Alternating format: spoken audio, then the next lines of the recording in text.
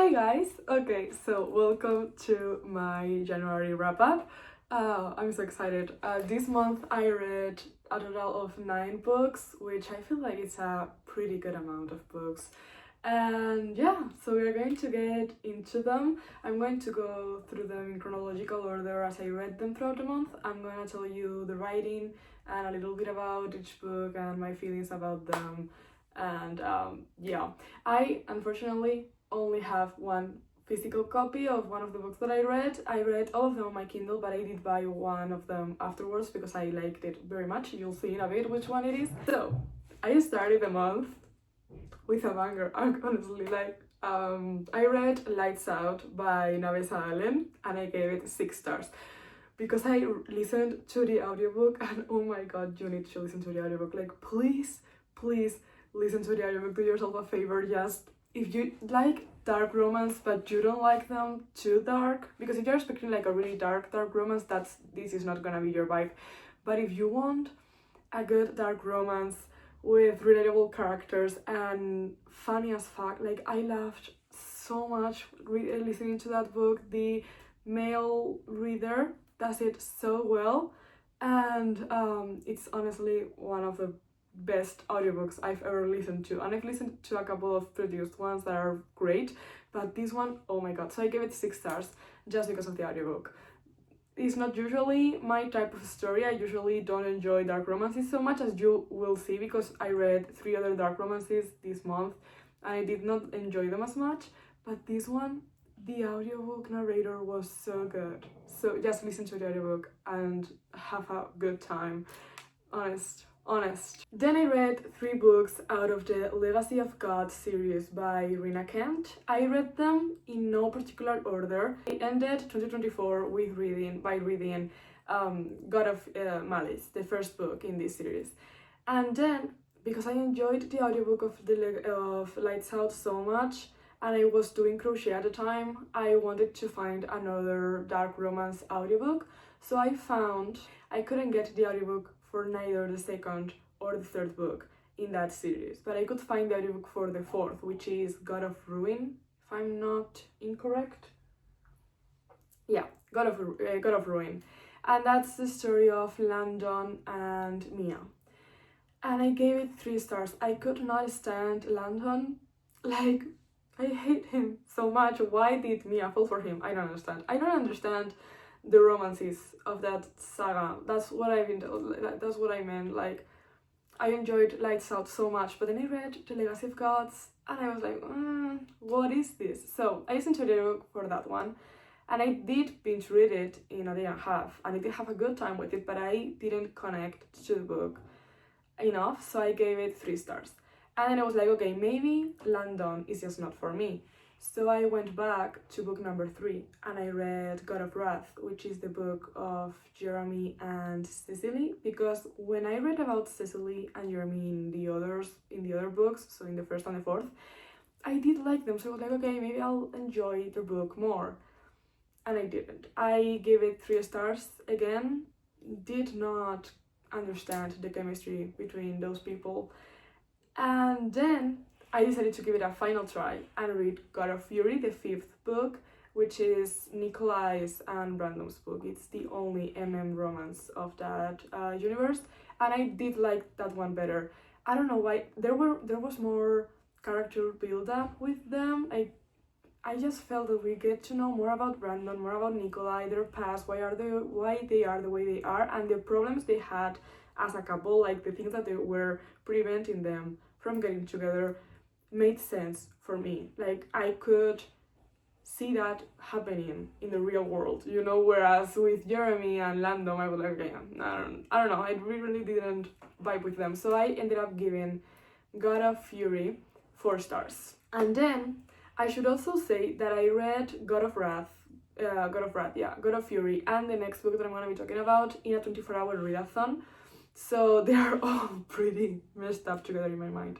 But the next book that I read, the last book of the readathon, was Bride by Ailey Hazelwood. I read this book because we chose it for book club, me and my friends.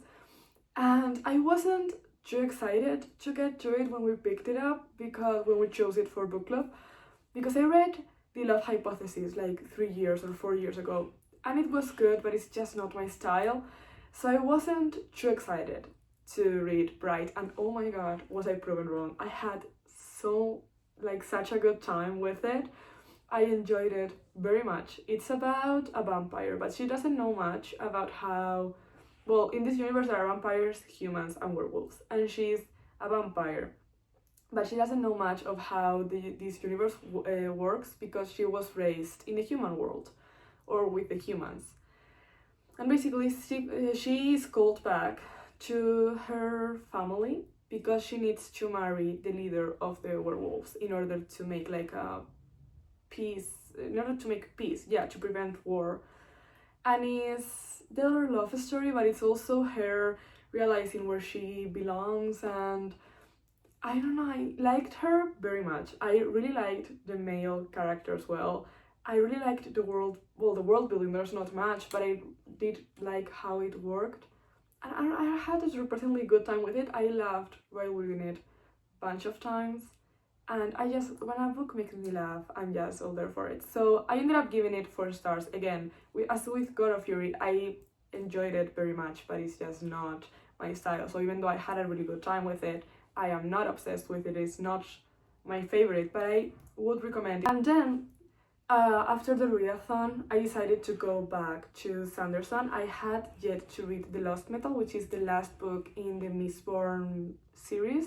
Is also the last book of the second era. So yeah, the 7th book in total, but the 4th book of the second era of Mistborn. And there's something between Sanderson and me that we just don't connect.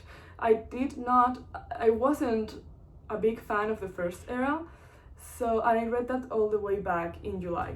So it took me a while to pick up the second era, but I was decided to give him another chance and to maybe go back to him when I could have like an open mind about it. So when I picked up the second era, I was skeptical, but I was having a blast. I was having such a good time with it. I really like Wayne. I really liked Wax and Steris and Marasi, and I was having such a good time with their mysteries. It's more like a Western book with little mysteries that they need to solve. In the first book is a series of kidnappings, and then there's like another mystery for the second and another for the third. But then in this 4th book, I don't know what was going on in Sanderson's mind. He completely lost track of what he was writing. I feel like he just started to put in characters from other planets, from the Cosmere, not just from the Mistborn planet and universe, but from other ones as well. So other magic systems, other gods, other stuff, and he didn't explain it much. He just threw them in there and was like, yeah, so this is a thing now. And he kept going with the story. And I feel like he left the reader behind a little bit with this one. So I ended up giving it 3.75 stars. It's not bad. I mean, it's still Sanderson. The story was good. I really loved the characters. And I did like the ending. But for a second there in the middle, he lost track. I feel like he got lost in his own book, and he didn't go back. He just kept going forward in the hopes that it would all resolve itself, and it doesn't. So yeah, I don't know, kind of disappointed on that one. Please don't come for me if Sanderson is your favorite author, because I don't know, the fans of Sanderson scare me a little bit. So yeah, that are my feelings on The Lost Metal. And then I finished The Lost Metal the 17th of January, and if you are in the book community, then you know that on the 21st Onyx Storm was coming out, but I couldn't just not read anything for those days. So I decided to pick Magnolia Parks up, and this is the book that I ended up buying because, oh my god, am I obsessed with this.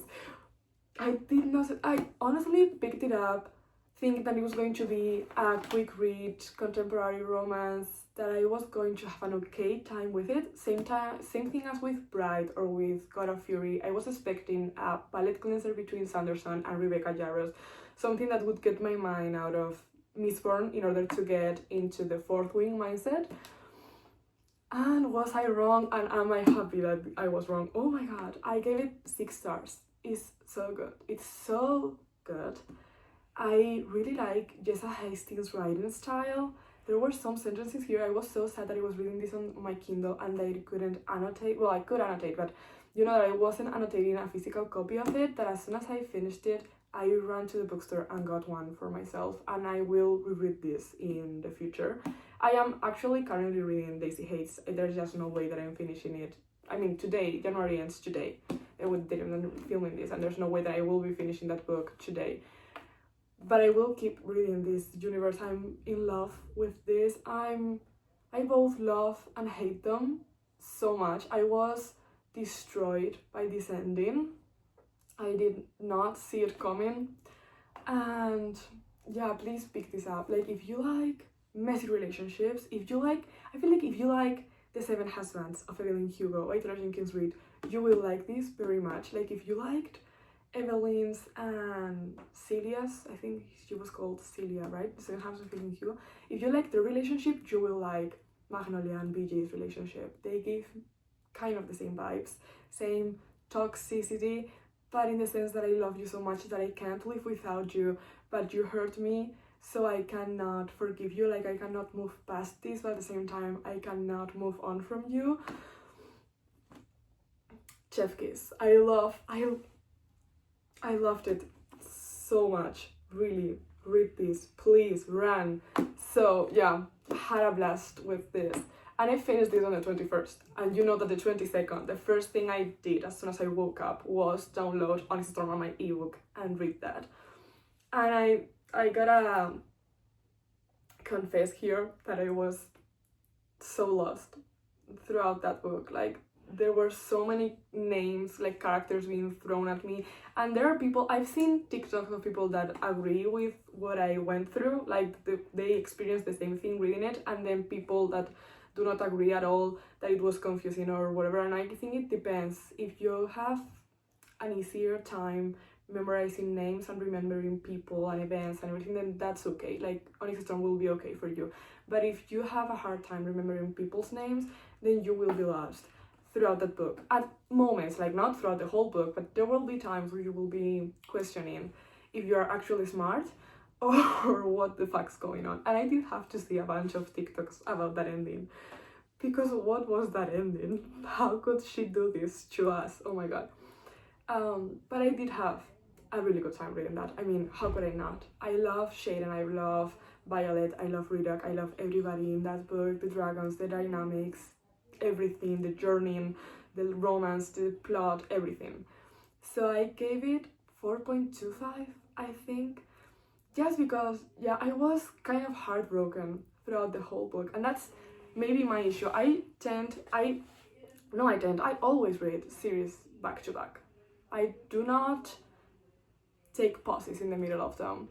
So while I was reading this book, I was constantly in the back of my mind, the thought was the fourth book isn't out, and it's not going to be out for the longest time. So this book is going to have a crazy ending, and you won't be able to read the fourth right after.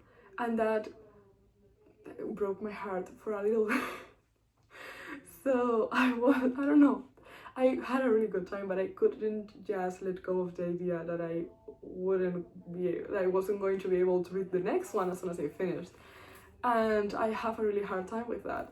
So that's like because of the names and because of the reason that the fourth book isn't out, and that's a me thing, but it's my rating, it's my experience with the book, so that's why I give it 4.25. The last book that I read this month, that I finished yesterday actually, is The Housemate by Frida McFadden. I've been meaning to read this book for the longest time, for years. I feel like since it went big on TikTok and everything, I had my eye on it, but I've never gone around to reading it, because thriller is not a genre that I tend to gravitate a lot towards.